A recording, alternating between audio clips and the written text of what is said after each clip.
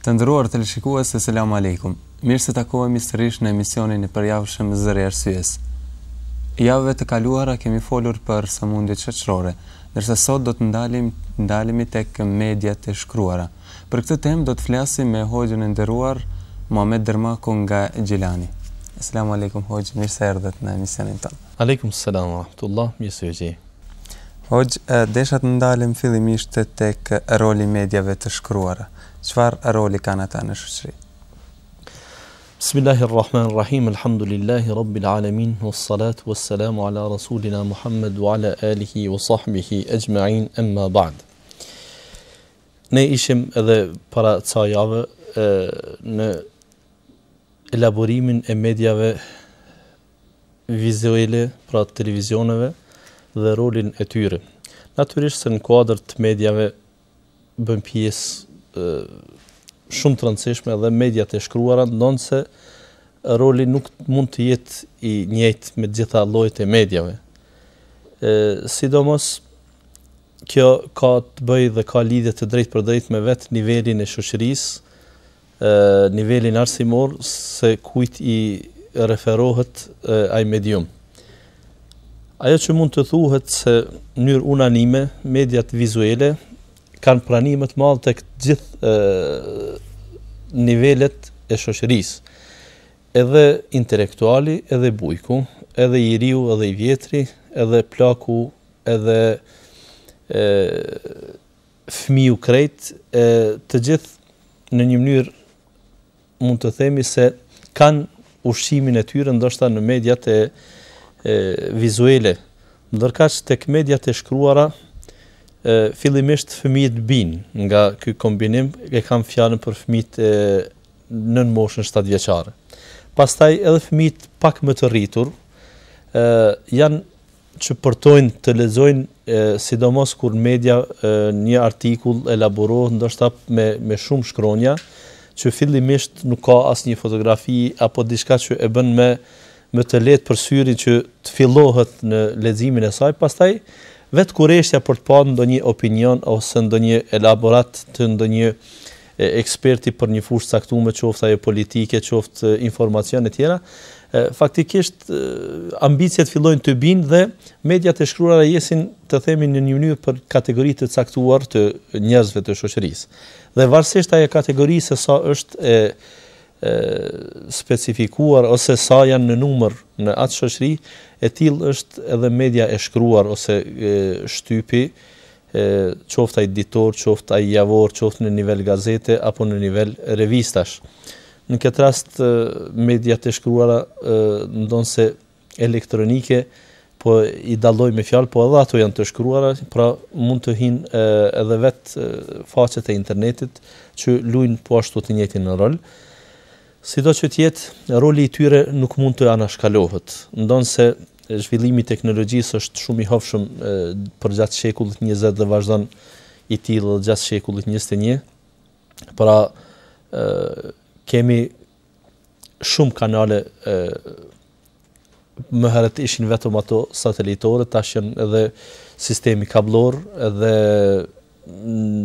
kanale të ndryshme televizive lokale, e pastaj edhe për internetin, për botën e internetit, që në fakt nuk din njeri se si ta përkufizoj, domethënë një det i pa përshkrueshëm, jo vetëm në aspektin e informimit, po në gjithçka tjetër, ndash për pamje, sikur që janë YouTube dhe tjera që japin pjesë filmike ose pjesë pamore, po ndash edhe mediat që në fakt të gjitha mediat, qofshin edhe televizionet, qofshin edhe radiot, e mos flasim për gazetat, janë të detyruar në një mënyrë për shkak të konkurrencës të kenë edhe faqet e tyre dhe t'i publikojnë shumicën e shkrimeve të tyre në vetë ato faqe. Pastaj edhe aty fillon gara se kush do të jetë i pari me informacion, kështu që shpeshherë detyrohen t'i bëjnë me vetë faqet e internet t'i bëjnë konkurrencë vetvetes në gazeta. Ndoshta aty do të përdorin kanjëherë disa mjeshtri, kur një artikull joshës do të thonë e këtë artikull mund ta lexosh sot në gazetën tonë ose të ngjashme, sido që të jetë media e shkruar prap mbetet me rolin e saj, duhet të them se përkundër zhvillimit të teknologjisë, ato prapë vazhdojnë të dalin gazetat, vazhdojnë të shiten, të blihen, të lexohen, ndonë se mund të ketë për to batica dhe zbatica rënje dhe ngritje sa i përket numrit të lexuesve, tirazhit të botimit e tjera. Dhe sikundër përmendet vetë cikli i emisioneve është për dukurit negative, kush mund t'i luftoj dhe si mund të vinë eventualisht ato, me do mos se gazetat ose mediat e shkruara kanë një rol shumë të rëndësishëm në shoqëri për ta mbajt nën kontroll situatën tek moshat e reja, sidomos tek ata që dinë shkrim lexim, tek ata që përcjellin shtypin eventualisht, dhe të njëjtën kohë mund të themi me përgjegjësi se mund të jenë edhe shumë përgjegjëse për eventualisht për hapjen e dukurive negative, nëse ato promovojnë vlera të këqija ose antivlera. Sikur për shembull e shohim se në ballina të disa gazetave ditore që janë informative, që për bazë e kanë lajmin, ato mund të kenë edhe shpallje, mund të kenë edhe njoftime, mund të kenë edhe përkujtime në fund të gazetës, mund të kenë edhe enigmatiken, mund të kenë edhe opinione, pse jo, mund të kenë kolumne, mund të kenë fusha të ndryshme që një gazeti i ka, po qëllimi i saj është, ose gjysma e parë gazetes është ajo që përmbledh informacionin. Dhe shtrohet pyetja, thuvall, shumë gazeta qysh në ballin e ka një pamje, për shembull, që të tmerron ose të bën që të mos e çosh atë gazetë në shtëpi, për shkak se ata e quajnë tani shpeshherë mesi i art, kur flitet për botën e showbizit ose njerëz me karriera të larta në artist, sportist e tjera, dhe shfrytëzohen edhe pamjet shumë negative, lakuriqe ose provokative, veshje ekstravagante që ekspozohen, reklamat të këtyre natyrave që ato lese janë në atë mesin sipas tyre të art ose do ta quajnë mesin e zi. Ajo kronika më e zezë është ajo për mendimin tim, por ato i publikojnë edhe në faqen e parë, pra edhe ka reklamën qysh në faqen e parë. Du të them se sa është roli i tyre i madh, aq ju takon edhe përgjegjësia. Këtë doja ta them në pika krejt të shkurta. Kur përmendet artikujt, domethënë që kanë karakter negativ, që sipas jush e dim që gazeta ka një jetë më gjatë, do thot artikullit mund t'i kthehemi disa herë, përderisa në radio dhe në televizion kjo mundësi nuk është për recipientet. Sa mund të ndikoj ky artikull që një lexues mund ta ketë çdo herë pranë vetit dhe t'i kthehet? Sa mund të ndikoj ky për devijimin e lexuesit? Pikrisht këtë që përmendet keni plotësisht të drejtë, dhe për këtë e mban sicili lloj mediave e mban karakteristikat e veta dhe me ato edhe promovohet. Natyrisht se shumë kush lajmet ndoshta edhe nuk i kupton, ose koha për shembull për edicionin qendror të lajmeve në një kanal televiziv të vendit, qoftë për shembull televizioni publik, mund personi që të jetë në orar të punës ose gjithherë në atë kohë kthehet prej punës, ose sidomos ditëve tash të verës ku njerëzit në këtë kohë ende janë jashtë shtëpive, banesave të tyre, pra ende është koha para akşamit, dhe shpesh herë ju ikin ato lajme, kanë dëshirë që ta kenë para vetes gazetën që siç përmendet, pra ta rikthejnë leximin e atij lajmi. Pastaj ajo që mund t'ju ik pa e kuptuar në lajme, ka mundësi aty që ta lexoj 2 herë, 3 herë, 4 herë, fjalën e panjohtur, eventualisht ta pyes dikë apo ta konsultoj fjalorin, dhe në një mënyrë apo tjetër gazeta ndoshta për një lajm, sidomos kur i bëhet reklamimi se nesër në këtë gazetë do të lexoni një artikull që sigurisht ai reklamim do t'i targetoj shtresa të ndryshme të shoqërisë, dhe ka dikush që për hir të një elaborati ose opinioni ose të një lajmi që jepet në atë gazetë e blen atë gazetë, dhe natyrshëm se ai thash, nëse e çon në shtëpinë e vet, ai vet mund t'i lexoj 20-30 lajme pa nevojë, për cilat nuk e ka ble gazetën, ai mund të involvohet në probleme të ndryshme të shoqërisë pa pasur nevojë për shembull lexon kronikën e zezë, e lexon se si një bashkëshort vran bashkëshortën, se si janë shkurorzuar dy bashkëshortët, se si një djalë kishte dhunuar një vajzë, se si etj, prej gjërave që fillimisht ato i urren zemra atij, por dikur bëhen përditshmëri që ndoshta duken normale dhe ka të tillë që ndoshta lajmet e para që e shfleton gazetën janë pikërisht kronika e zezë ose thjesht ndoshta dëshiron të bëhet tellall që dëshiron të di çfarë njerëzit kanë probleme në shtëpitë e tyre. Ndonse me këto do të ishte mirë të mirën institucionet relevante për të zgjidhur këto probleme, për të zgjidhur këto konteste civile, për të evitu këto dukuri negative nga familjet, nga shoqëria, megjithatë ata që më së paku nevojitet ti din, janë ata që interesohen më shpesh dhe eventualisht pastaj dhe fëmia i lexojnë ato gazeta dhe gazeta është ajo që mbetet shpeshherë mbi tavolinë tër ditën. Ndonse e jep lajmin shpeshherë dhe të vonuar, por mund të jetë në fusha të caktuara lajmi 24 orësh, po është i pari, për shkak se edicionet qendrore të lajme, por kur themi edicion qendrore, mos flasim për blic lajmet që janë nëpër televizione, nuk kanë kohë të qasin detajeve të problemeve familjare të tjera, të cilat mund t'i gjesh vetëm në gazeta. Dhe janë më të zgjeruara në këtë fushë, edhe në fushën e informacionit. Ose për shembull në një konferencë për shtyp, ku prononcimi i presidentit, i kryeministrit, i kryeparlamentarit, i një deputeti, një ministri e tjera, është shumë i shkurtër dhe i përzgjedhur në 1 minutë ose në 2 minuta për atë lajm, për atë temë, është i prezantuar pra në kohë shumë të shkurtë në televizion, mund të marrësh në gazetë detaje se si ishte ulur, se si kishte thënë gazetarëve, se si ishte dalë i revoltuar, e tjera gjëra që mund t'i gjesh nëpër gazeta dhe ka prej gazetave, sidomos pastaj përzgjedhja titujve bombastik ose titujve provokativ që shpeshherë dhe zhgënjehesh kur fillon të lexosh, e hulumton fillimin, nuk e gjen atë që e kërkon mbas titullit, mrin deri në mes, shpreson se je afërt për ta gjetë atë që po të mundon, do të ta shesh veten se ke arritë në fund dhe në fakt Krishti kjo sa e rrezikon mbijetesën një gazetë kur dëshpëron lexuesin me tituj siç thatë ju bombastik, ndërsa në tekst më pas nuk e gjejnë atë se çfarë thuhet në titull. Është e vërtetë ato në fakt edhe rrezikojnë lexueshmërinë e tyre dhe seriozitetin. Pastaj plasimi i lajmit prej tyre mund të mos merret edhe gjithaq.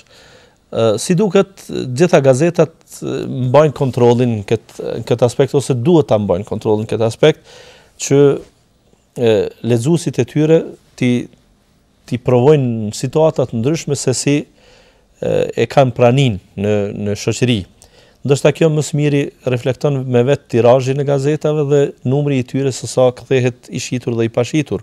Pra ata kanë sigurisht mekanizmat se si i matin gjërat, por shpeshherë gjen artikull që nganjëherë janë të unifikuar gazetat për tema të caktuara, saqë në fakt edhe humb vlerën si medium. Do të kisha marrë një shembull shumë të freskët. Këtyre ditëve ishte me titull, do të thosha me shkronja të mëdha, në shumicën e gazetave nuk ka paga retroaktive për muajt janar dhe shkurt.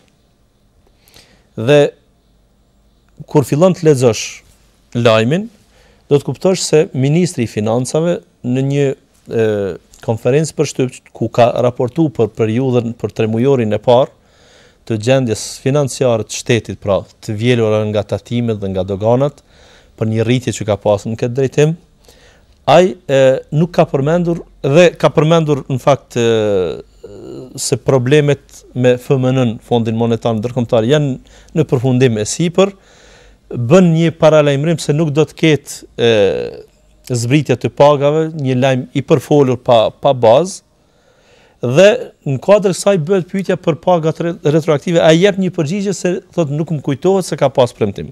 Realisht ai ka demantuar vetveten. Nuk duhet të ndalëm këtë aspekt. Mirë po, nuk duket lajmi se ministri ka pas të nënvizuar fjalinë se ka dalë pikërisht për ta dhënë lajmin për pagat retroaktive të janarit dhe të shkurtit. Ajo ka qenë pyetje kalimthi. Problemi esencial ka qenë të lexohet raporti, për cilin ka thirrë konferencë për shtyp, dhe t'ju tregoj masës se problemet me FMN janë në zgjidhje e sipër. E jo se lajmi bazë i atij takimi ka qenë paga retroaktive. Dhe më interesante se gazetat që kanë ta quaj burime të ndryshme politike, se si e kanë trajtuar këtë lajm, ja vlen të lexohen dhe do të shohish se fjalë për fjalë, presje me pikë, gazetat është një gazetar i cili shumicës prej tyre u ka quajtur atë artikull. Që në fakt jep me kuptues se është një marrëveshje e brendshme që ky lajm duhet të plasohet, kinse i pa përqendruar ministrit ta flet kët, ndërkaq jepet një nëse është prej opozitës, ndoshta bëhet një provokim që ndoshta eventualisht sindikatat gjese të shërbyesve civil, punëtorëve të arsimit e tjerë të bëjnë protestë, ose nëse është prej qeverisë të jetë një paralajmërim i pa fokusuar, domethënë pa bë top tem. Dhe të artikulli shkruhet varësisht prej pikpamjeve dhe politike që kanë gazetat apo jo. Gjithsesi, edhe në fakt ajo që të bën të brengosësh shpesh herë është se si lexues i thjesht, si qytetar, je në gjendje që politikat redaktuese të gazetës ti lexosh për një numër. Ti kuptosh për një numër, ndoshta mos flasim nëse je në kontinuitet në lexim të përditshëm të një gazete, veç je në gjendje ta dish se është me pozitën apo me opozitën. Dhe në fakt ndoshta edhe kjo i bën që mediat e shkruara të mos kenë stabilitet financiar. Pra nuk din njeri që një gazetë bëhet prej vetvetes. Zakonisht mbrapa tyre qëndrojnë organizma të ndryshëm, qofshin qeveritar, qofshin jo qeveritar, ose organizata të huaja e tjera që e kryjnë punën e dikujt. Para se të flasim lidhur me pika tjera të kësaj teme, do të ndjekim së bashku një intervistë që kemi realizuar pikërisht për këtë temë. Shikues të nderuar, tani do të shohim intervistën e realizuar me Osman Gashin nga revista Paqja. Duke pasur parasysh se media është edhe nga vetë emërtimi si një diçka e mesme, ai gjendet mes pranuesit dhe dhënësit ose dërguesit e informacionit. Ky informacion mund të jetë një përmbajtje informative, zbavitëse, edukative apo tjetër. Duke pasur parasysh vendin tonë, Kosovën, mediat në përgjithësi luajnë një rol edukativ, por pasur parasysh aspektin që ndikimit më të madh në Kosovë e kanë televizionet. Dhe në Kosovë dihet mirëfilli që janë 3 televizione me frekuencë gjithkombëtare si gjithë vendin, 2 televizione private komerciale dhe një televizion publik. Dhe fatkeqësisht këto 3 televizione kanë një mbulesë jo të kënaqshme të aspektit edukativ në emisionet e tyre. Po, domethënë duke nisur nga kjo nevojë, domethënë që është një mungesë e konsiderueshme e mbulimit edukativ në emisionet dhe në mediumet në përgjithësi, qoftë edhe ato të shkruara, ne si revistë Paqja kemi pasur parasysh këtë aspekt dhe kemi dalur domethënë si një mbulesë e kësaj mungese. Po roli i revistës Paqja është që të jetë sa më afër me lexuesin dhe të trajtoj problemet e përditshmërisë së tyre, të trajtoj tema nga natyrat më të ndryshme, duke filluar nga ato ekonomike, sociale, por edhe ato edukative, pa mos i lënë anash, për shkak se ky është edhe një prej qëllimeve kryesore, roli edukativ që duhet të ndikojë një medium për ta përmirësuar ose për ta emancipuar një shoqëri, qoftë edhe një individ si pjesë e asaj shoqërie. Dhe duke pasur parasysh, pra po them, rolin edukativ, revista Paqja, domethënë temat e saj fokusohet më shumë në aspektin e dukurive që shoqëria përballet me to, që kryesisht janë të natyrës negative dhe ne, domethënë, autorët që shkruajnë për revistë i trajtojnë kryesisht këto tema. Po bashkëpunëtorët e revistës fillimisht dan kanal po kalojmë te historiku i revistës. Revista Paqja është një organ në kodrin botues të shoqatës kulturore Zëryjin dhe ka filluar të dalë ose të shoh dritën e botimit në vitin 2006 dhe që nga atëherë, domethënë, janë botuar deri më tani 54 numra dhe nga numri në numër, domethënë, është ngritur cilësia qoftë nga aspekti përmbajtësor, qoftë nga aspekti teknik i cilësisë shtypit e tjera. Revista ka filluar nga një grup njerëzish të vullnetit të madh për punë dhe dashamir për kontribut të shoqërisë, për mësimit të shoqërisë, ngritjes vlerave dhe emancipimit.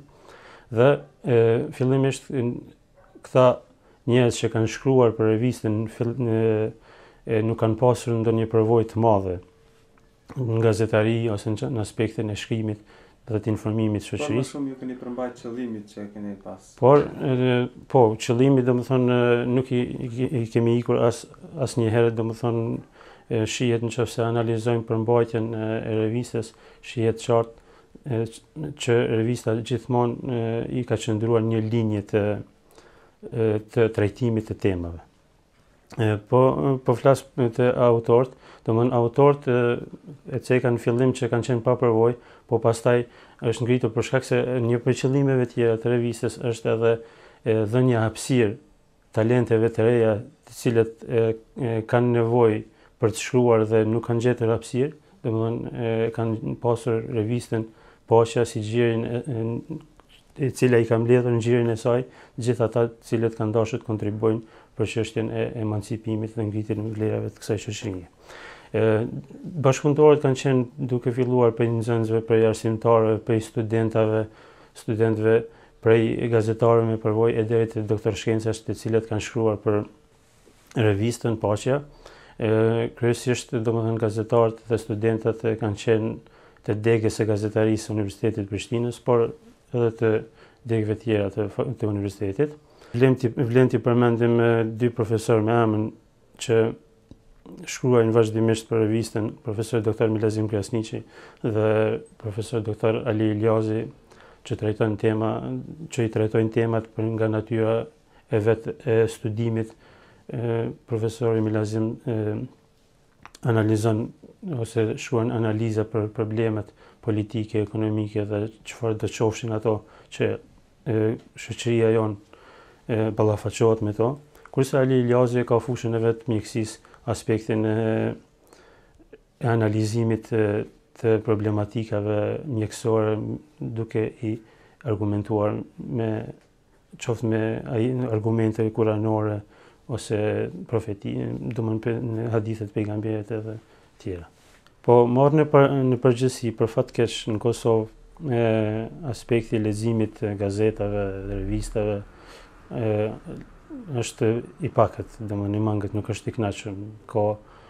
Ka raste edhe gazetat ditore ankohen me lexueshmëri, por prapse revista Paqja ka arritur ta bëjë lexuesin e vet dhe vazhdimisht lexuesi kërkon, ka pasur raste sepse revista shpërndahet me sistem distribuimi trilindjes, domethënë siç shpërndahen gazetat në Kosovë, gazetat ditore, revistat, në njëjtën formë shpërndahet edhe revista Paqja dhe ka pasur raste kur ka ndodhur që revista është vonuar në vende të caktuara dhe ka pasur telefonata nga lexuesit pse nuk ka ardhur revista, ose për shkak se revista jonë del me datë 19 të çdo muaji, lexuesit e dinë dhe e presin revistën dhe këto raste, domethënë kur krijohen këto vonesa, lexuesit marrin informacion se pse nuk ka shkuar në dorë tyre revista. Se përket aspektet shpërndarjes, ne marrim për çdo muaj raportet nga rilindja për shpërndarjet e revistës dhe deri diku është i kënaqshëm domethënë raporti domethënë me lexuesin.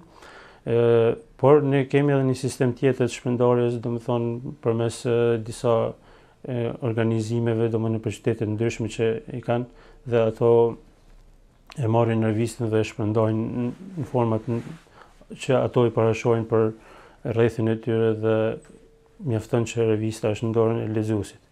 Aspekti tjetër i ndikimit të revistës më ka rastisur personalisht, domethënë të kem kontakte me njerëz dhe ata e cekin që janë të kënaqur nga aspekti përmbajtësor dhe lexues që e kanë përcjellur vazhdimisht revistën, gjithmonë na japin fjalë të mira që revista vazhdimisht është ngritur në cilësi nga aspekti përmbajtësor dhe nga çdo aspekt tjetër, teknik dhe të shtypit dhe të tjera. Ndikimi i saj është kushtimisht domethënë në sazat tirazhet që del dhe në sazat asaj ku rrin revista bën një ndikim për temat që i trajton. Vetëm ka po them prapë më ka rastisur të dëgjoj një person i cili më pa të pyetur, a është revistë kjo që është kryekput fetare apo si është puna? Thash, pse thasha, nuk e kesh fletuar me pas se si është brendia e saj? Tha, jo, po thënë nuk paska tha diçka lakurisi ose diçka si dalin këto revista tjera. Thash, jo, revista nga vetë emërtimi që është revistë për aktualitet, kulturë, arsim dhe etik, flet që këto janë ato fokusimet kryesore të cilave ju përmbahet revista dhe nuk është kryekput fetare si pretendon ju. Ka pasur domethënë edhe kësi lloj ndikimesh që e kanë paragjykuar ose kushtimisht me thonë e kanë keq kuptuar aspektin përmbajtësor të revistës, por prapse domethënë nuk kemi pasur në ankesë domethënë për shkak përmbajtjes ose që e kemi cënuar dikujt, por kryesisht ndikimi ka qenë pozitiv. Po që nga numri i parë, revista e parë ka pasur tema që kanë trajtuar fushën e mjekësisë, që kanë trajtuar tema nga kjo fushë, nga kjo aspekt mjekësor, ka pasur doktor që kanë shkruar, domethënë që janë profesionin që e kryejnë zejen e doktorit në përditshmëri, por ka pasur student mjekësisë dhe që nga numri i parë vazhdimisht kemi pasur tema nga më të ndryshme që ata i parashohin. Ka pasur raste tash sa më kujtohet në numrin e fundit kemi pasur një temë për alergjinë për pluhurin që është stina pranverës dhe shumë njerëz ballafaqohen me këtë problem dhe duke ditur që është aktuale kjo çështje, ata autor ose bashkëpunëtor që shkruajnë për fushën e mjekësisë e kanë trajtuar këtë temë dhe ne kemi botuar pa problem për shkak se kemi ditur se lexuesi do ta ketë pranë dhe do t'i ndjek këshillat si parashihen aty. Domethënë që janë ekspertë ose fushë që shkruajnë për këtë çështje. Në përgjithësi revista Paqja ka një natyrë ose nuk është e përfilizuar kryekput për një grup të caktuar ose një aspekt të caktuar përmbajtësor, por është në natyrës përgjithshme, duke trajtuar temat përgjithshme nga aktualiteti, nga kultura, arsimi dhe etika. Kurse revista tjera janë më të përfilizuara, por ndoshta ka edhe ndonjë revistë tjetër që është e natyrës revistës tonë. Ka raste kur për revistave ndërkombëtare ose për agjencioneve ndërkombëtare marrim ndonjë temë që e shohim që është e përshtatshme për mjedisin tonë këtu, për shoqërinë tonë, për rrethanat në cilat jeton shoqëria jonë dhe ne e botojmë ato paraprakisht duke marrë leje prej botuesit ose prej vetë autorëve për ta botuar në revistën tonë. Kurse këtu për brenda Kosovës fatkeqësisht nuk kemi ndonjë bashkëpunim me revistat për shkak se i mbulojmë vetë temat e caktuara domosdoshmë me bashkëpunëtorë dhe me autorët të cilët shkruajnë për revistën tonë.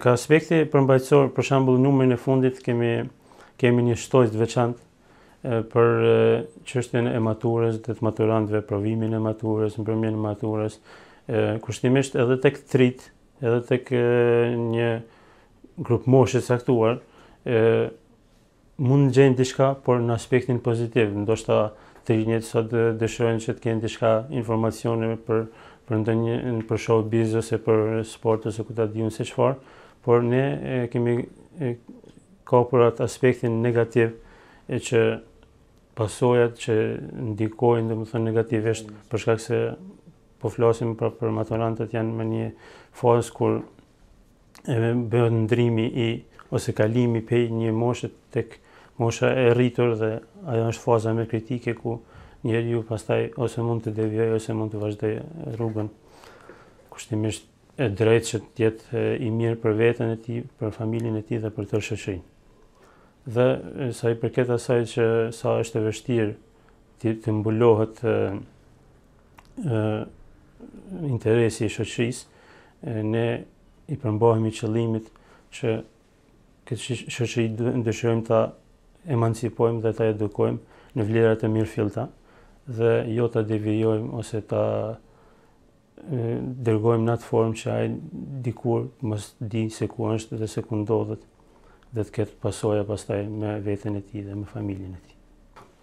Do të dëshiroja që edhe media tjera, qoftë të shura ose ato vizive ose që radiovizive, të ndjekin një udhë ose të kushtojnë më shumë rëndësi aspektit edukativ të kësaj shoqërie për shkak sepse këtë shoqëri nuk e përmirëson askush prej jashtëmit, por ne duhet vetë ta përmirësojmë atë dhe duhet të angazhohemi në këtë aspekt. Arsyeja sepse kanë këtë formë të fokusimit të mediave, domethënë kur dihet mirëfilli, dua t'i përmend me emra, por dihet mirëfilli që televizionet të caktuara transmetojnë lloj-lloj programesh, lloj-lloj emisionesh, serialesh, filma serik. Ato e bëjnë për arsye të ndryshme, në qoftë financiare, qoftë aspektin e marrjes shikueshmërisë, për shkak se me atë pastaj sigurohen më shumë reklama. Kjo është një aspekt domethënë i vazhmërisë financiare të një mediumi, por domethënë ata pronarë dhe ata editor të mediumeve të kenë parasysh edhe një gjë, domethënë se ku po e dërgojnë shoqërinë duke transmetuar lloj-lloj emisione, domethënë ti fusin nëpërmes filtrave të ndryshëm që ta shohin se a janë emisione që ndikojnë negativisht apo ndikojnë pozitivisht, a ndikojnë në përmirësimin e shoqërisë apo ndikojnë që shoqëria të devijojë dhe të marrë kohje të jo të duhur. Mediumi duhet të luajë rolin përmirësues të shoqërisë dhe ketë një rol, domethënë përshtatës nevojave të shoqërisë, por duke anuar ka aspekti i përmirësimit dhe i edukimit të shoqërisë. Për shkak se shikuesi ose dëgjuesi apo lexuesi nuk mund të imponohet që të shikoj ty apo të dëgjoj apo të lexoj.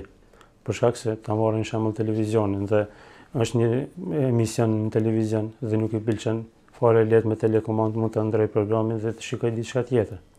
Kështu që duhet të mundohet çdo editor, çdo prodhues emisioni, çdo televizion, radio apo gazetë të përpiloj dhe të ndërtoj asnjë lloj informacioni që të jetë i kapshëm për lexuesin, por të ketë për brenda një rol përmirësues dhe edukativ për pranuesin e informacionit, çfarë do përmbajtje që ka ai informacion, zbavitës informativ, edukativ apo çfarë do shef.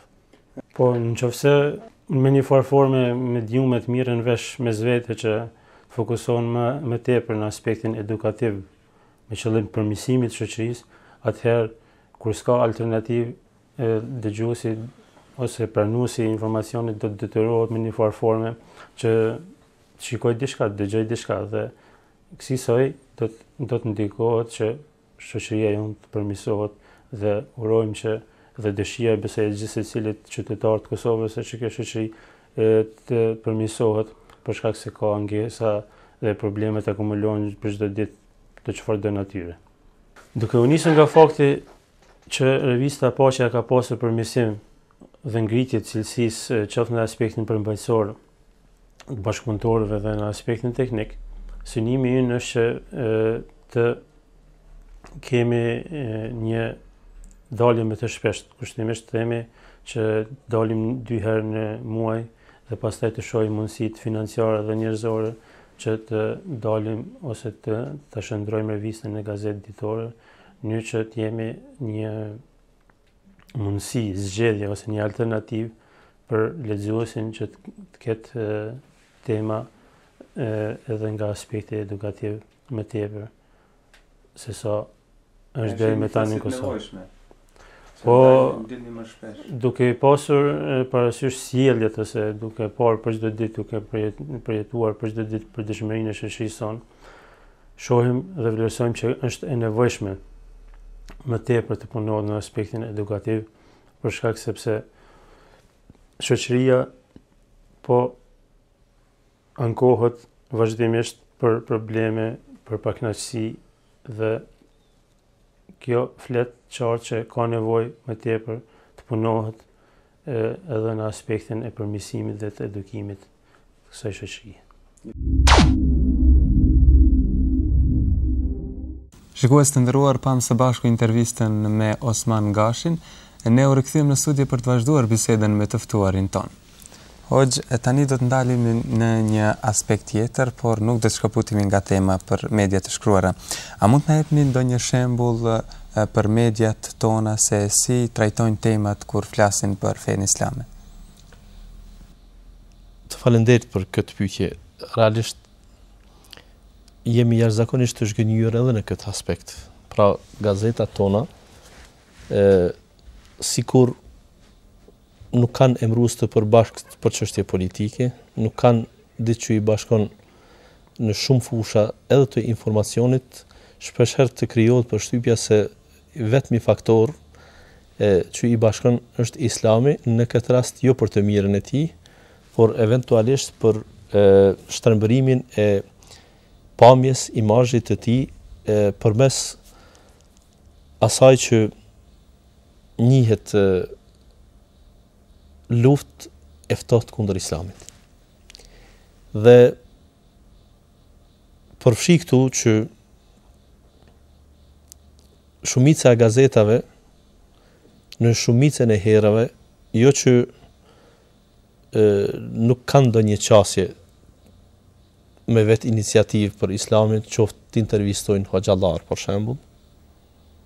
Kur thënë të intervistojnë hoxhallar, të intervistojnë për një gjendje të mirë, jo kur një hoxh rahat, ose kur një hoxh flitet e përflitet për së keqi në media, pastaj intervistohet, jo në këtë aspekt, po të merret kur një hoxh për autoritetin e tij, për famën e tij, për punën, angazhimin e tij edukativ në shoqëri, të merret dhe të intervistohet, të bëhet një njoftim me opinionin, me lexuesit e asaj gazete se kush është ky person ose ky personalitet.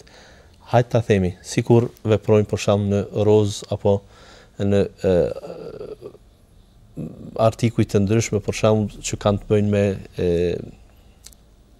njerëz e estradës, në njerëz të artit, me njerëz të ndryshëm të fushave, të ndryshme, për mos harroj ta përmend edhe sportin. Pra është shumë me interes të përcillet një këngëtar ose një këngëtare për detajet e tij në një koncert se si ka kalu, ndërkaq vjen një hoxh për shembull nga ndonjë vend i jashtëm, ka pas takim për të mirën e vendit, ka pas ndoshta një tribunë me bashkëdhëtarët tanë, fjala vjen në perëndim kryesisht, ose ka qenë për shembull në një udhtim zyrtar për të mirën e vendit ose studentëve jashtë, si mund ta marrim shembull, për shembull muftia i Kosovës shkon viziton Egjiptin, shkon viziton Arabinë Saudite, takohet me studentë tanë atje, takohet me ambasadorët për shembull, e tjera nuk plasohen këto informacione në aspektin e informacioneve. Mos flasim elaborimin e ndonjë teme. Mos flasim që një hoxh të jetë kolumnist i një gazete në mënyrë të rregullt që një herë në javë të ketë shkrimet e tij, me ndonjë përjashtim të vogël në ndonjë gazetë, jo as të famshme ndoshta. Për fatin e e keq pastaj e gjejmë të kundërtën. Gazetat i kemi kujdestare të paraqesin një imazh krejt ndryshe të realitetit islam. Na ka rënë të lexojmë në kohë, nuk flas për pak ditë tani, por në ndërkohë, kur gazetë kosovare, shqiptare, pra derisa shkruhet shqip, dhe kur themi kosovar dhe shqiptare, atëherë me domos duhet përmend prej shqiptarëve kosovar 98% i takojnë besimit islam. Një problem që ka të bëjë për shembull me hapësirat e lokacioneve për faljen e namazit, ose thjesht mungesën e xhamive, ose mungesën e hapësirave në për xhami, ditën e premte, shumë të shpeshta, sidomos në kryeqytet, por në çdo qytet. Mund të themi në çdo qytet me ndonjë përjashtim të vogël. Njëjtë është problemi në Mitrovic, njëjtë është në Gjilan, njëjtë është në Prizren, njëjtë është më gjeti mua në periudhat e dimrit, mos lasëm të verës, ndonjë xhami ku ti nuk sheh në për qytete duke u fal njerëz në obor të xhamisë. Më thuani mu, a ka rast ndonë se kem probleme jashtëzakonisht me hapësirat shkollore, e kem parasysh, ku shumë shkolla punojnë në 4 ndrime, më gjejnë ndonjë rast që mësimi mbahet në obor. Më gjejnë një rast ku në një institucion punohet në obor. Jashta besimtarët musliman shqiptar të këtij vendi që detyrohen të falen në oborët e xhamive. Sido që të jetë, plasohet lajmi dhe jepet imazhi, fotografia për shembull mirët në internet dikun nga Afganistani, ndonjë fotografi me një pasqyrim sipas terminologjisë që e përdorin vazhdimisht terrorist. Pra jepet me veshje që s'është veshjeve tona, me pamje që s'janë pamjeve të njerëzve tanë, ndërkaq lajmi poshtë flet për Prishtinë. Që nëse dikush e sheh, atëherë me domos të krijon përshtypje se e kem parasysh se prej këtij 98% të shqiptarëve që janë musliman kem parasysh që një shumicë, një pjesë e konsiderueshme nuk frekuentojnë për xhami as ditën e premte dhe dëshirojnë që këtë pjesë të shoqërisë këta ta informojnë se kështu në Prishtinë janë për xhamia kjo pamje e Prishtinës. Dhe pastaj mos fol më për përshtypjet që mund të krijohen në opinionin e përgjithshëm sa i përket ekzistimit të terrorizmit, të rrymave të ndryshme, të pamjeve jo reale të islamit dhe të muslimanëve. Ose gjejmë gazetën që e çet për pamje një xhami të fotografuar në ujë, ka ajo afër si duket një lum ose një liçen dhe merr pamjen nga uji për shkak se është nga afër pranë lumit ose ujit, sido që të jetë,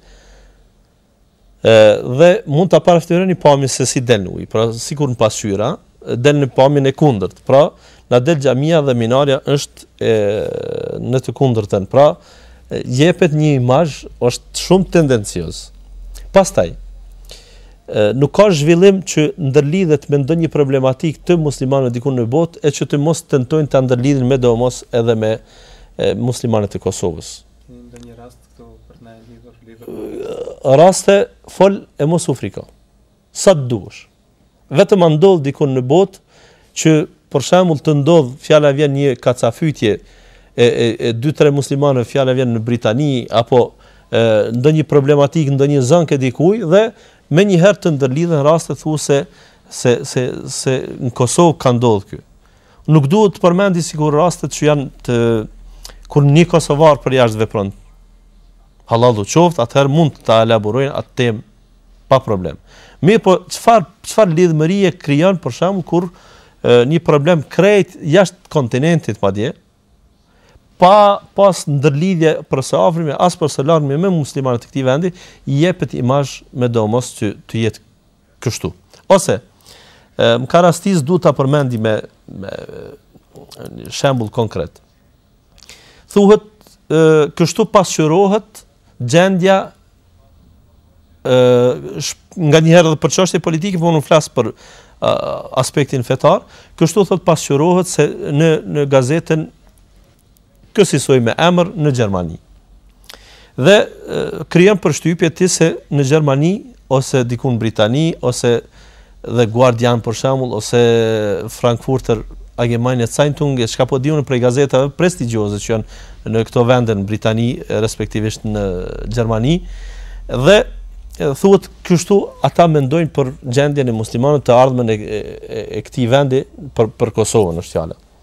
Dhe unë një herë një gazete, një punëtori i bëra një pyetje.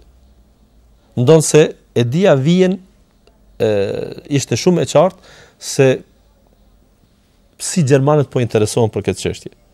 Çfarë përkushtimi kanë? Ndonë se e dim se kemi edhe ambasadë të Gjermanisë, edhe kemi zyrat ndërlidhse, edhe kemi praninë e KFOR-it gjerman për shembull ose britanik, edhe shumë mundësi tjera të marrës informata.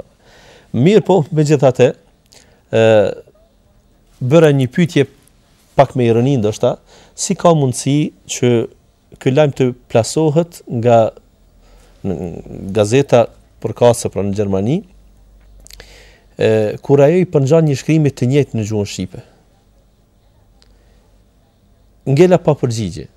Si duket u kuptova drejt se çfarë doja të them. Për shikuesit po e elaboroj. Gazetari është i njoftur. Shkruan në gjuhën shqipe për X gazetën në Kosovë, shkruan në gjuhën gjermane për X gazetën në Gjermani, shkruan në gjuhën kroate ose serbo-kroate për si gazetar që punon edhe në Kroaci. Ka bashkëpunim. Si duket është një rrjet që punon për atë rrjet dhe punon në 3 gjuhë. Aftësia e tij. Artikujt të cilët vetëm përkthehen. Në fakt i njëjti artikull shkrues është. Pra jo se gjermanët kanë frikë nga Islami, po ky është ai që ndjell frikë në Gjermani domethënë nuk punon për interesat e qytetarëve të Kosovës, po dëshiron të krijon një imazh tjetër për qytetarët e vet, ndonse thirret në atë dhe dashuri. Gazetar ky, gazetar ai dhe kemi shumë të tillë. Dhe pse të mos përmendën, kemi gazeta që thjesht shpeshherë të duket se vetëm alfabeti nuk është cirilik dhe fjalët nuk janë serbisht. Të njëjta e në Beograd. Ose të paktën për artikull i caktuar. Pra, qasja e Islamit absolutisht nuk jem të kënaqur dhe unë do të bëja pazar tash. Po të isha kompetent, do të bëja pazar kur mos shkruajnë për Islamin, vetëm ju kisha lutur të mos shkruajnë edhe kundër Islamit, të mos merren thjesht me Islamin. Ata në këtë aspekt janë duke bërë dëm jashtëzakonisht. Do të thotë sa herë që shkruhet në shumicën absolute të herave. Nëse lëm vend për përjashtim, lëm për përjashtime shumë të vogla, jo për të mos i përgjithësuar në çdo situatë. Po, a mund të na thoni se a mund të quajmë si element negativ kur bëhet trajtimi i tillë? A mund të merret edhe gazeta si ndonjë element negativ në shoqëri? Po në këtë rast, ashtu siç përmenda në fillim, ashtu siç e kanë përgjegjësinë, rolin ashtu kanë edhe përgjegjësinë në këtë rast me domos negativ.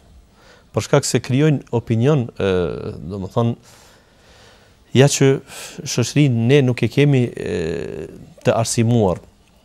Ne edhe në aspektin kombëtar po përmendi shembull. Nëse del në debat tani për tani, a duhet bëhet bashkimi kombëtar apo të mos bëhet? Të jam i bindur se çfarë dush sondazhit të nxjerrësh tash për tash, nëse një muj trumbetohet për njërin aspekt në media, ne e gjejmë shoqërinë se do të orientohet dika tjetër. Nëse dikush del dhe ka fuqi mediale, ta prezantoj bashkimin kombëtar si të dëmshëm për shembull, po të zhvillojnë ndonjë referendum pas asaj lufte mediale, sigurisht se nuk ke për të pas vota të kënaqshme. Nëse e kundërta, promovohet bashkimi kombëtar dhe promovohet nëpër media, do ta shesë edhe ajo pjesë e shoqërisë e cila heziton a priori për këtë temë, do ta shesë se do të zbutet në fakt mendimi negativ për një gjatë të tillë. Njëjtë them edhe për fenë, njëjtë edhe për besimin.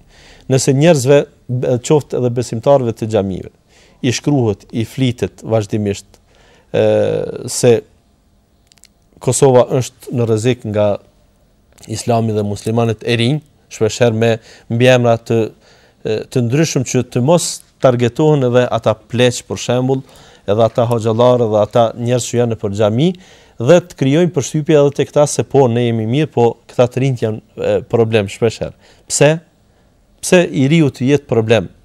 Pse ai i cili shpjegon Islam burimor nëse është në platformë të mirëfill profesionale nga burimi nga Kurani dhe Suneti, pse ai të jetë rrezik? Nëse ai është rrezik, atëherë thuajeni në mënyrë drejt për drejt, Kurani është i rrezikshëm pra. Islami është i rrezikshëm. Dhe mundoni që nga Kombet e Bashkuara ta ndaloni se ekzistuari këtë fe, këtë besim. E jo të thuat se kemi liri të shprehjes, kemi liri fetare, kemi liri nivel botës, kemi liri për ndërtimin e objekteve fetare, etj, mirë po të etiketohen masat, ndoshta nga njëherë masat më produktive të shoqërive islame, që ata të jenë të etiketuar dhe pastaj shoqëria të mos jetë në gjendje të pranojë si njerëz që vërtet janë të dobishëm për shoqërinë. Shtrohet pyetja, pse këta nuk janë në shoqëritë narkomane, janë të rrezikshëm? Pse këta nuk janë nëpër klube të natës? Pse këta mendojnë të zhvillojnë ndonjë biznes dhe asnjëherë nuk mendojnë që me kontrabandim të faktorit njeri, të faktorit bim e ndaluar, të faktorit pastaj të artikujve që janë të dëmshëm për shoqërinë, këta asnjëherë nuk merren, për faktin se ky kërkon një bashkëshorte të moralshme, por ky është i rrezikshëm, për faktin se ky dëshiron të ketë një familje të qetë, e cila e njeh Zotin, e adhuron atë, për faktin se ky dëshiron të jetë njeri i cili e ruan vendin, me do e mos e ruan vendin, e ruan gjuhën e tij, i ruan parimet e tij me konservatizëm, ndoshta kur ato sulmohen. Për këtë aspekt ky është i rrezikshëm.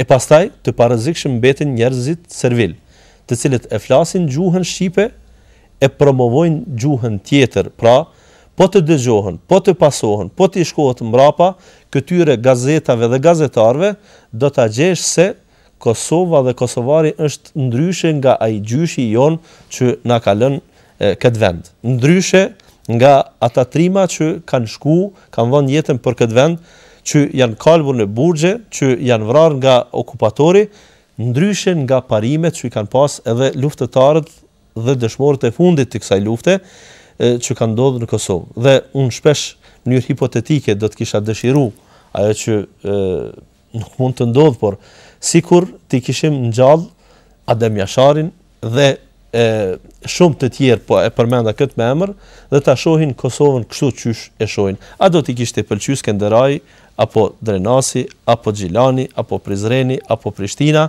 me një imazh në mbrëmje kur i sheh të rinj dhe të rejat, kur i sheh shumë klube të natës, kur i sheh shumë dukuri negative, të cilat nuk kanë qenë edhe gjatë okupimit, a thu vallë, ata do të thonë për këtë kemi luftuar dhe për këtë kemi dhënë jetë.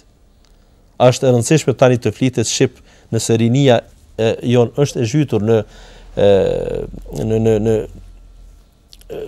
narkomani? Çfarë pasurie ke ti nëse rinin nuk e ke të shëndosh? Hoxh, a mund të na tregoni se sa mund të ndikojnë shkrimet, gazetat, gazetarët në përgjithësi për t'i dhënë një imazh vendit ton kur shikohet nga jashtë? Kanë shumë rol dhe shumë ndikim në këtë drejtim, dhe ndoshta kam përshtypjen, jo njohurit, se shumë gazeta në verzion të shkurtuar dhe përkthehen ndoshta për të dhënë imazhin në jashtë vendit. Dhe nocioni shpeshherë gazetaria hulumtuese çet dukurit negative të vendit dhe në fakt rrezikon edhe vetë shtetësinë e vendit. E shohim në politikë, jo vetëm në aspektin e fesë, po në fakt gjithçka është politike në këtë rast. Korrupsioni, niveli i lartë. E shohim gjyqësori që ndoshta nuk funksionon as me përqindjen më optimale që mund të thuhet se kem gjysor. Pastaj funksionimi i organeve të shtetit në mënyrë të duhur për të qenë shërbim të qytetarit. E tjera, këto kur plasohen, në fakt dikush mund të thotë unë po bëj gazetari ulëmtuese, por në fakt ata që hezitojnë për shembull në njohjen e shtetësisë së Kosovës, do të jetë argument i mjaftueshëm për të thënë se ka dalë se këta vetë po plasojnë se këtu ka mos siguri, këtu ka mos perspektive tjera e tjera. Sigurisht pra që roli i tyre është shumë domethënës dhe shpesh mund të jetë shumë negativ. Hoxha, ju falenderoj që ishit pjesë e emisionit. Faleminderit edhe ju për ftesën. Zoti ju dhash suksesin në punën tuaj. Shikues të nderuar, ishte kjo biseda me Muhamet Dermakun nga Gjilani, që biseduam për mediat të shkruara në përgjithësi. Me shpresë se mbetet të kënaqur gjatë këtij emisioni, do të takohemi sërish javën që vjen inshallah. Asalamu alaykum.